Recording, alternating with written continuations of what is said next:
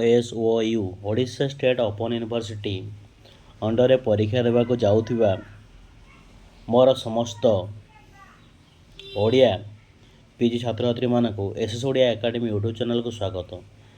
ଯେଉଁମାନେ ଜୁନ୍ ବା ଜୁଲାଇ 2025ରେ ଆଡ଼ମିସନ୍ କରିଥିଲେ ତ ସେମାନଙ୍କର ଫାର୍ଷ୍ଟ ସେମିଷ୍ଟର ଏକ୍ଜାମ୍ ସରିଯାଇଛି।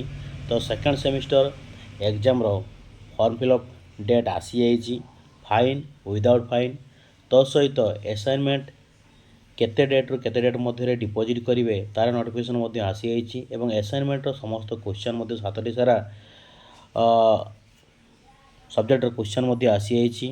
ତେଣୁ ଆପଣମାନଙ୍କୁ ଅନୁରୋଧ, ଯେଉଁମାନେ ବି ଚ୍ୟାନେଲକୁ ନୂଆ କରି ଭିଜିଟ୍ କରୁଛନ୍ତି, ସର୍ବପ୍ରଥମେ ଏସ୍ଏସ୍ ଓଡ଼ିଆ ଏକାଡେମୀ ଚ୍ୟାନେଲ୍ ତରଫରୁ ନୋଟିଫିକେସନ୍ ପାଇବା ପାଇଁ ଚ୍ୟାନେଲକୁ ଗୋଟେ ସବସ୍କ୍ରାଇବ୍ କରି ରଖନ୍ତୁ ଆଉ ପାଖରେ ଥିବା ଅଲ୍ ଦ ବେଲ୍ ନୋଟିଫିକେସନ୍ ଆଇକନ୍କୁ କ୍ଲିକ୍ କରିଦିଅନ୍ତୁ। ଚାଲନ୍ତୁ ଜାଣିବା ଆଜିର ଭିଡ଼ିଓରେ କ'ଣ କ'ଣ ସବୁ ରହିଛି ଆସାଇନମେଣ୍ଟ କ୍ୱେଶ୍ଚନ୍। ଦେଖନ୍ତୁ, କୋର୍ସ କୋଡ଼୍ PGMDRM 2204। ତ 204 ଯେଉଁ କୋଡ଼୍ ରହିଛି କୋର୍ସ କୋଡ଼୍, ତ ତା'ର କ'ଣ ରହିଛି କ୍ୱେଶ୍ଚନ୍।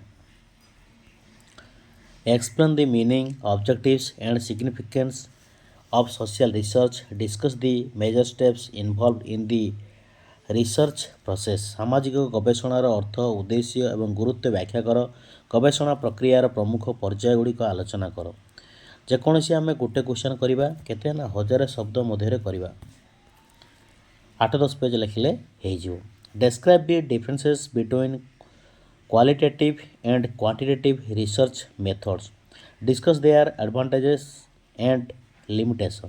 ଗୁଣାତ୍ମକ କ୍ୱାଲିଟେଟିଭ୍ ଏବଂ ପରିମାଣାତ୍ମକ କ୍ୱାଣ୍ଟିଟେଟିଭ୍ ଗବେଷଣା ପଦ୍ଧତି ମଧ୍ୟରେ ପାର୍ଥକ୍ୟ ବର୍ଣ୍ଣନା କର। ସେମାନଙ୍କର ସୁବିଧା ଏବଂ ସୀମାବଦ୍ଧତା ଆଲୋଚନା କର। Discuss the importance of sampling in social research. Explain the major types of sampling techniques. ସାମାଜିକ ଗବେଷଣାର ନମୁନା ଚୟନ ସାମ୍ପଲିଂର ଗୁରୁତ୍ୱ ଆଲୋଚନା କର। ନମୁନା ଚୟନର ପ୍ରମୁଖ ପ୍ରକାର ଗୁଡ଼ିକୁ ବ୍ୟାଖ୍ୟା କର।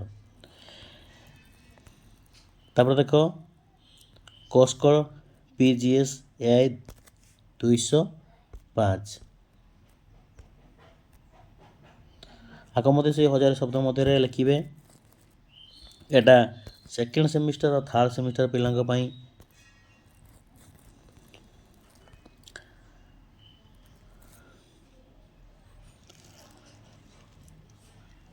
Explain the architecture of intelligent agents in artificial intelligence. Discuss the characteristics, working principles and applications of simple reflex agents, model-based agents, goal-based agents, utility-based agents and learning agents with suitable examples.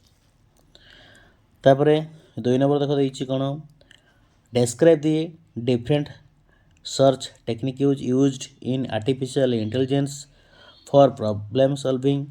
Compare uniform search algorithm and informed search algorithm with their advantages, limitation and practical applications. ତାରେ ଖର ଦେଖ, କୃତ୍ରିମ ବୁଦ୍ଧିମତ୍ତାରେ ସମସ୍ୟା ସମାଧାନ ପାଇଁ ବ୍ୟବହୃତ ବିଭିନ୍ନ search କୌଣସି କୌଶଳ ବିଷୟରେ ବିସ୍ତୃତ ଆଲୋଚନା କର। ଅଜ୍ଞାତ ସର୍ଚ୍ଚ ଆଲଗରିଥମ୍ ଏବଂ ଜ୍ଞାନ ଆଧାରିତ ସର୍ଚ୍ଚ ଆଲଗରିଥମ୍ର କାର୍ଯ୍ୟପ୍ରଣାଳୀ, ସୁବିଧା ଅସୁବିଧା ଏବଂ ପ୍ରୟୋଗକୁ ତୁଳନାମୂଳକ ଭାବରେ ବ୍ୟାଖ୍ୟା କର। କୃତ୍ରିମ ବୁଦ୍ଧିମତ୍ତାର ଜ୍ଞାନ ଉପସ୍ଥାପନ ଓ ଯୁକ୍ତିକରଣ ବିଷୟରେ ବିସ୍ତୃତ ଆଲୋଚନା କର। ପ୍ରସ୍ତାବନାତ୍ମକ ତର୍କ, ପ୍ରପୋଜିସନାଲ ଲଜିକ୍, ପ୍ରଥମ କ୍ରମ ତର୍କ, ଫାର୍ଷ୍ଟ ଅର୍ଡ଼ର ଲଜିକ୍, ଅନୁମାନ ପଦ୍ଧତି, ଇନଫେରେନ୍ସ ମେଥଡ଼ ଏବଂ ଉପପାଦ୍ୟ ପ୍ରମାଣକୁ ଉପଯୁକ୍ତ ଉଦାହରଣ ସହ ବ୍ୟାଖ୍ୟା କର। ଏହା ସହିତ ବୁଦ୍ଧିମାନ AI ପ୍ରଣାଳୀର ବିକାଶରେ ଏହି ପଦ୍ଧତି ଗୁଡ଼ିକର ଗୁରୁତ୍ୱକୁ ଆଲୋଚନା କର। ଏଇଠି 2ଟା ଆସାଇନମେଣ୍ଟ କ୍ୱେଶ୍ଚନ୍ ଆମେ ପାଇଲେ। Course code PGVIKS 206। ଆକୁ ମଧ୍ୟ 1000 ୱାର୍ଡ଼ ମଧ୍ୟରେ ଲେଖିବେ। এটা କେବଳ ଦ୍ୱିତୀୟ ସେମିଷ୍ଟର ପାଇଁ। କ୍ୱେଶ୍ଚନ୍ କ'ଣ ରହିଛି, Discuss the concepts of ଧର୍ମ, ରାଜଧର୍ମ and Kingship in ancient Indian political thought. How did these principles guide ethical governance? Next question देखिबा. Discuss the institutions of Varna and Ashrama in the Indian social system. ଅର୍ଥଶାସ୍ତ୍ରରେ ବର୍ଣ୍ଣିତ ତୃତୀୟଟା ଦେଖ, examine the principles of political ethics and governance as explained in the Arthashastra. ତ ଏଇଠି ତିନିଟା question ଆମେ ପାଇଲେ, ତ ତିନିଟାରୁ ଯେକୌଣସି ଗୋଟେ କରିବା। ତାପରେ ଦେଖନ୍ତୁ ପିଓଡ଼ି 201 କୋର୍ସ କୋଡ଼୍, ସେଟା ବି ମଧ୍ୟ ସେ 1000 ଶବ୍ଦ ମଧ୍ୟରେ ଲେଖିବା ପାଇଁ ପଡ଼ିବ, କେବଳ ଏଇଟା ଦ୍ୱିତୀୟ ସେମିଷ୍ଟାର ପାଇଁ। ଭାଷଣ କଳା କାହା କୁହାଯାଏ, ଏହାର ସ୍ୱରୂପ ଉପାଦେୟତା ବିଚାର କର। ଦଳଗତ ଆଲୋଚନାର ବୈଶିଷ୍ଟ୍ୟ ସମ୍ପର୍କ ବିଶ୍ଳେଷଣ କର। ସାକ୍ଷାତକାର ସ୍ୱରୂପ ବିଷୟରେ ଆଲୋଚନା କର। ତାପରେ କୋର୍ସ କୋଡ଼୍ ପିଓଡ଼ି 202, ସେଟା 1000 ଶବ୍ଦ ମଧ୍ୟରେ ଲେଖିବେ। ପ୍ରବନ୍ଧର ସଂଜ୍ଞା ଓ ସ୍ୱରୂପ ନିର୍ଦ୍ଧାରଣ କର। ସ୍ୱାଧୀନତା ପରବର୍ତ୍ତୀ ଓଡ଼ିଆ ସମାଲୋଚନାର ବିକାଶ ଧାରା ଦର୍ଶାଅ। ଓଡ଼ିଆ ରମ୍ୟ ରଚନାର ଉନ୍ମେଷ ଓ ବିକାଶ ଧାରା ସମ୍ପର୍କରେ ଆଲୋଚନା କର। ଏଇଠି ତିନିଟା ପ୍ରଶ୍ନ ଆମେ ଦେଖିଲେ, ସେ ଭିତରୁ ଯେକୌଣସି ଗୋଟେ ପ୍ରଶ୍ନର ଉତ୍ତର ଲେଖିବେ। ତ ଆପଣମାନଙ୍କୁ ଆସାଇନମେଣ୍ଟର ସମସ୍ତ ଆନ୍ସର୍ ମୁଁ ଏଇ ଚ୍ୟାନେଲ୍ ମାଧ୍ୟମରେ ଯୋଗାଇ ଦେବି। ତେଣୁ ଆପଣଙ୍କ ଚ୍ୟାନେଲ୍କୁ ଗୋଟେ ସବସ୍କ୍ରାଇବ୍ କରି ରଖନ୍ତୁ, ଯାହାଦ୍ୱାରା କି ସର୍ବପ୍ରଥମେ ଆପଣମାନଙ୍କ ପାଖରେ ନୋଟିଫିକେସନ୍ ପହଞ୍ଚି ପାରିବ ଏବଂ ସହଜରେ ଆପଣମାନେ କ୍ୱେଶ୍ଚନ୍ର ଉତ୍ତର ଦେଇପାରିବେ। ତାପରେ ଦେଖନ୍ତୁ ପିଓଡ଼ି 203, ସେଟା ବି 1000 ଶବ୍ଦ ମଧ୍ୟରେ ଲେଖିବେ, ଯେକୌଣସି ଗୋଟେ ଲେଖିବେ। ଶିଶୁ ସାହିତ୍ୟର ସଂଜ୍ଞା ସ୍ୱରୂପ ବୈଶିଷ୍ଟ୍ୟ ନିର୍ଦ୍ଧାରଣ କର। ବିଜ୍ଞାନ ଭିତ୍ତିକ ସାହିତ୍ୟର ସଂଜ୍ଞା ସ୍ୱରୂପ ନିରୂପଣ କର। ଓଡ଼ିଆ ବିଜ୍ଞାନ ଭିତ୍ତିକ କବିତା ସମ୍ପର୍କରେ ସମୀକ୍ଷା କର।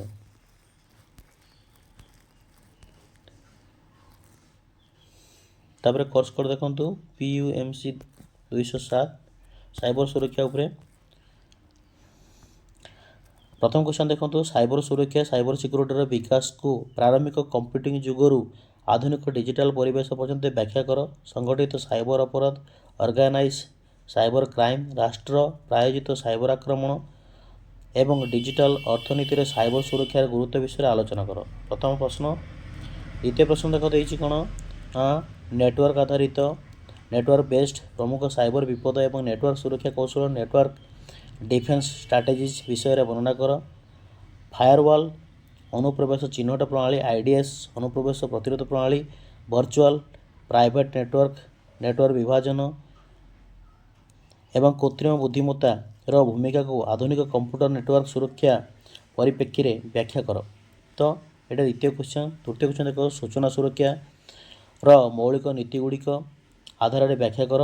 ଗୋପନୀୟତା, ଅଖଣ୍ଡତା, ଉପଲବ୍ଧତା, ପ୍ରାମାଣିକୀକରଣ, ଅନୁମତି ପ୍ରଦାନ, ଦାୟିତ୍ୱ ନିର୍ଦ୍ଧାରଣ ଏବଂ ବିପଦ ପରିଚାଳନା ବିଷୟରେ ଉପଯୁକ୍ତ ଉଦାହରଣ ସହିତ ଆଲୋଚନା କର। ତ ଏଇଠି ଆମେ 7ଟି ଯାକ ସବଜେକ୍ଟର ଆସାଇନମେଣ୍ଟ କ୍ୱେଶ୍ଚନ୍ ବିଷୟରେ ଅବଗତ ହେଲେ ଏବଂ ତାହା 4 ତାରିଖ ପୂର୍ବରୁ ଡିପୋଜିଟ୍ କରିକି 4 ତାରିଖ ଲାଷ୍ଟ ଡେଟ୍ ଅଛି ଫର୍ମ ଫିଲ୍ଅପ୍ କରିବାର।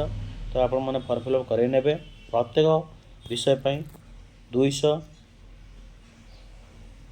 ଟଙ୍କାର ଡିପୋଜିଟ୍ ରହିଛି ଏବଂ କରିକି ଆପଣମାନେ କରିପାରିବେ ଏବଂ ଫାର୍ଷ୍ଟ ସେକେଣ୍ଡ ଥାର୍ଡ଼ 3ଟା ସେଣ୍ଟର ଚୁଜ୍ କରିପାରିବେ ଯେଉଁଠି ଆପଣମାନେ ପରୀକ୍ଷା ଦେବେ। ତ ଯଦି ଭିଡ଼ିଓଟି ଭଲ ଲାଗିଛି ନିଶ୍ଚିତ ଭାବରେ ଆସାଇନମେଣ୍ଟର ଆନ୍ସର୍ ପାଇବା ପାଇଁ ଭିଡ଼ିଓଟିକୁ ସମ୍ପୂର୍ଣ୍ଣ ଭାବେ ଶେଷ ପର୍ଯ୍ୟନ୍ତ ଦେଖନ୍ତୁ ଆଉ ସବସ୍କ୍ରାଇବ୍ କରି ରଖନ୍ତୁ। ରହୁଛି। ଜୟ ଜଗନ୍ନାଥ। ବନ୍ଦେ ଉତ୍କଳ ଜନନୀ।